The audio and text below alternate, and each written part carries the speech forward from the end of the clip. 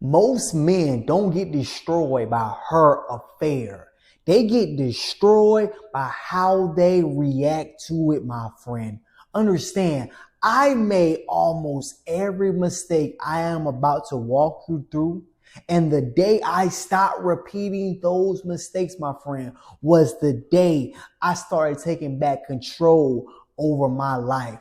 I want you to say this with me because one of these mistakes is the real reason your pain still owns you, my friend. And you need this straight talk right now, right here, to build the best version of yourself, my friend. Do me a quick favor and subscribe to the channel, Man Unbreakable. We are building men over here, not masses. Let's keep it real. She cheated and your whole world flipped upside down. 1 minute, you're a husband, a father, a man that is handling his business. Next minute, you're on the floor, trolling, shaking, replaying every argument, every trip, every time she was gone. You ask yourself, my friend, did I beg too much?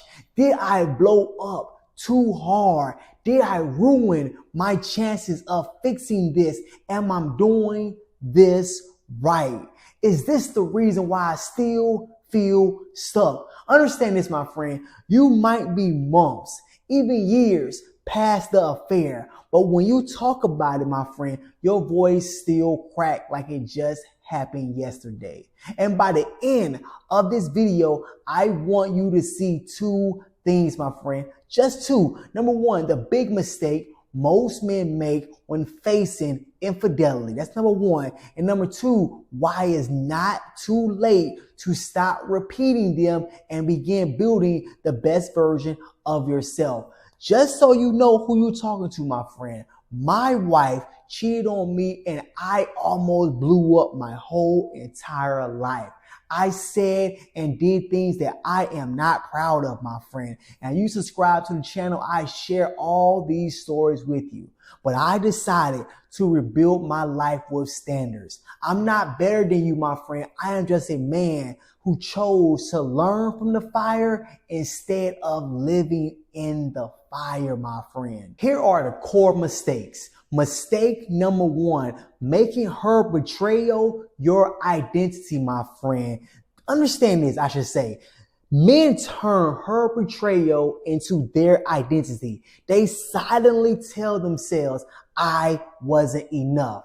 I must be unlovable. All women are the same. I'll never recover from this. Her choices become your label, my friend. But here is the truth. Her cheating reveals her character, not your value, my friend. Say this with me. Her cheating reveals her character, not your value, my friend. Understand, when you build your whole identity around what she did, you lock yourself in a prison, my friend, in that same prison that she doesn't even live in. Understand that you are not the man who got cheated on. You are a man who got hit, bam, and still has a choice about who he becomes next, my friend. Mistake number two, trying to fix a heartbreak with control. Here is the second mistake men make, trying to fix a broken heart with control. You beg, you blow up her phone, you send these long drawn out paragraphs, you love bomb, you track her mood every hour like it's a stock chart, my friend. Like literally, you tell yourself it's fighting for the marriage. I know you said that before, but underneath, my friend, it's panic, not love. You try to control her because you didn't know how to calm you. Or you don't know how to calm you, I should say. Here's the hard truth. You can't control your way to safety. You can only standard your way to safety. Standard control is about managing her. Standards are about managing you, your access, your appetites, your actions. Mistake number 3, playing detective instead of being a king. Here's the third mistake. You start playing detective instead of being a king. You become the phone inspector. You dig through old pictures. You stalk her social media. You check her locations. You do drive-by pop-ups. You tell yourself, if I can just find the truth, I'll finally feel safe. But here is the problem, my friend, and I want you to understand this. Detective searches for clues. Kings set terms. Only one of those build respect. Understand, I'm not talking about ignoring your gut. I'm saying stop turning into a full-time investigator while your own life sits on the bench, my friend. A king says, this is exactly what a king says. Here are my standards. If we rebuild, it's truth, transparency, boundaries, and time. And if there is no proof, there is no past. Kings don't snoop in the dark. Kings speak clear and then watch conduct, my friend. Mistake number 4, reaching for painkillers instead of being the best version of yourself. Trying to numb the pain instead of building the best version of you.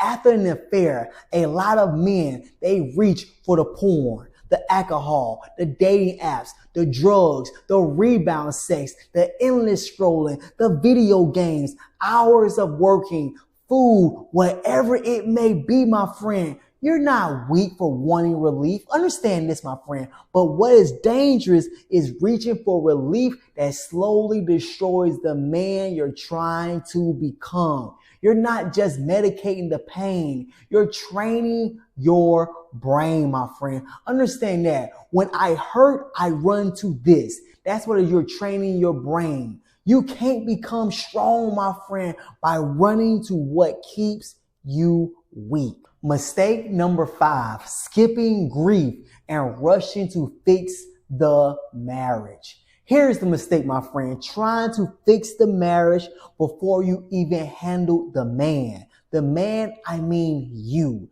You rush. Let's talk. Let's plan. Let's set a new honeymoon. Let's start over now. Let's pretend we are good as long as we smile hard enough.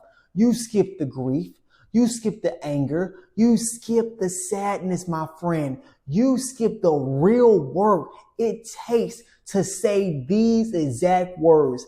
I am broken, but I am not done. You skip that. You're trying to rebuild us while you, my friend, is still bleeding out. Understand, you can't repair the house while the foundation is cracked and the water is still pouring in. I want you to understand this. Slow is not weak. Slow is wise. Mistake number 6, making life-changing decisions while you are emotionally distraught, my friend. Understand this, making big life decisions while you're emotionally distraught, you foul fast or you marry fast. You quit your job. You move out of state. You throw away savings in a rage. You turn to revenge, another affair, another mess. You driving heavy machinery with a head wound, my friend.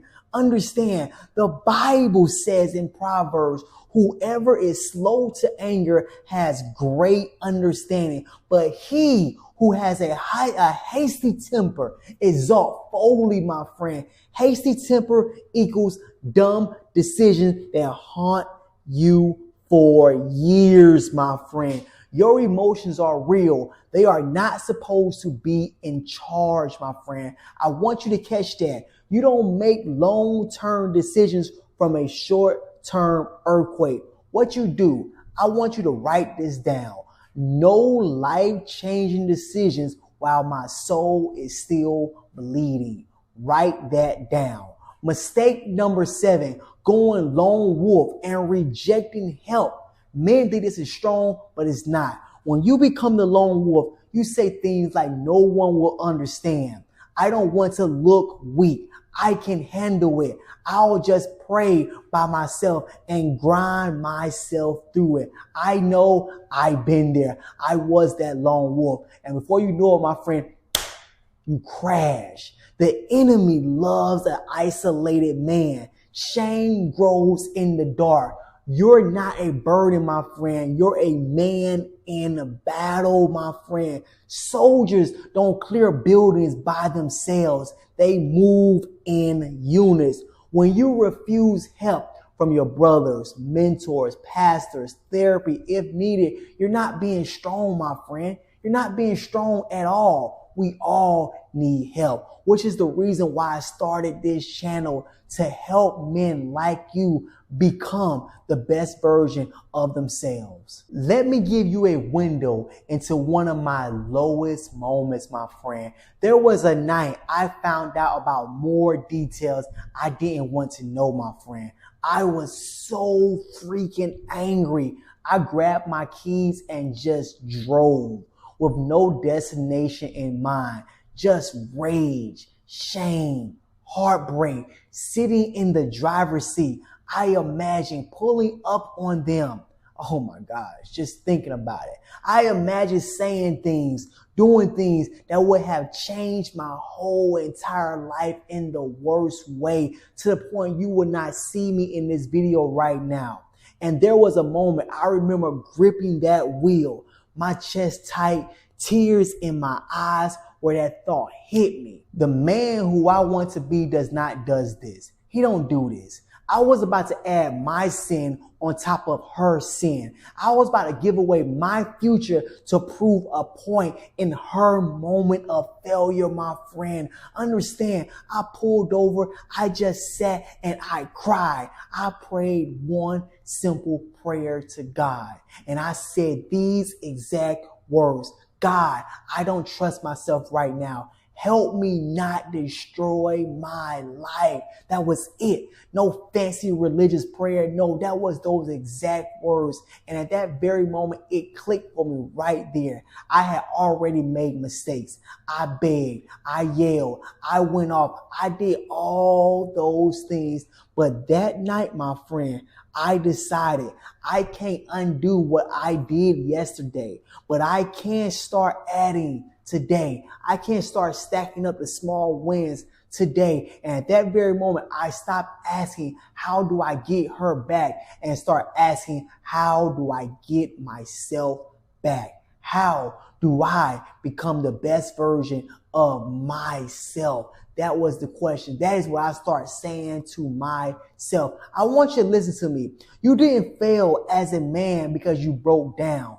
You were untrained for this pain, my friend. For this kind of pain, we're not trained for it. Nobody teaches a man how to handle himself while his wife is sleeping with someone else. You walked into a gunfire with no armor and no pain, my friend. Or I should say no plan. The real mistake isn't what you did that night. The real mistake will be staying the same man after you've seen and heard so much truth, my friend. God is not standing over you replaying your worst reactions. No, my friend. He's asking, now, my friend, now you've seen what's inside of you. What will you do with it? What will you do with it, my friend? James 1 says this: let every person be quick to hear and slow to speak, slow to anger, my friend. Slow to anger. Your anger is understandable. However, it's just not a good driver. So we don't allow our anger to drive. Psalms 34 says it's the Lord is close to the brokenhearted. So right now, while you are brokenhearted, the Lord is right there with you, my friend. You are not alone in this, but He won't force you to grow. He invite you, my friend, but the Lord will not force you to grow. I want you to say this with me. I didn't ask for this pain, but I will decide who I will become because of it. No, we didn't ask for this pain, but who you become after this pain, that makes all the decisions right there. I want you to walk away from this video with decisions you can actually move today, starting right now. I want you to do this. I call it homework. Pick one mistake that you are done repeating. Maybe it's begging, snooping, being a detective, numbing out, reaching for vices, rushes for big decisions, isolating, whatever it is, my friend, name it out loud, write it down. This is the mistake I'm done repeating. If it's vices, say I'm done repeating vices. That's exactly what I want you to do next. Now, I want you to drop one thing in the comment, my friend. What is that one mistake you are done with? You never know. Your comment can help a man from quitting tonight, my friend. That one comment. If this video has hit you in your chest, do me a huge favor and tap the like button below and subscribe to the channel, Man Unbreakable. We are on the road to 1,000 subscribers, and I want you a part of this journey, my friend. It's a great journey so far. I'm helping men. We're helping men, and I want you here along with the journey as we continue to help more men become the best version of themselves. If you have not done so, my friend, click the link in the description and visit my website, manunbreakable.com. I have a book there called At the Hurt Affair, where I go into great details on how to survive the first 7 days after you have learned from your wife's affair, my friend. You have found out about it, my friend. Until then, I want you to keep showing up. Keep choosing you because you are unbreakable. I will see you in the next video.